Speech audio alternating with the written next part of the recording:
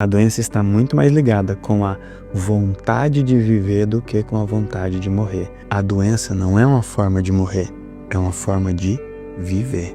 As pessoas não escolhem doença para morrer, elas escolhem para viver, para ter descanso, para ter paz, para ter atenção, para ter espaço. E quem pega câncer, por exemplo? O que tem? A minha pergunta é, mesmo que ela sofra com isso? Mas muitas vezes ela sofre mais sem a doença do que com a doença. Pega uma pessoa que tem que cuidar de todo mundo. Quando ela está doente, ela só tem que tomar remédio, fazer exame e lidar com algumas dores. Aí você pega a depressão. Qual é a vantagem da depressão? Nem dor a pessoa sente. A depressão é uma doença muito inteligente. E muitas vezes, quando a doença para de funcionar, a pessoa escolhe outra. Do jeito que ele tá falando, fica parecendo que a pessoa que pegou Covid e morreu, ela escolheu aquilo, sacou? E é isso que eu não entendo. Você não entende ou não aceita? Acho que eu não aceito. Tudo bem, faz parte. When you grow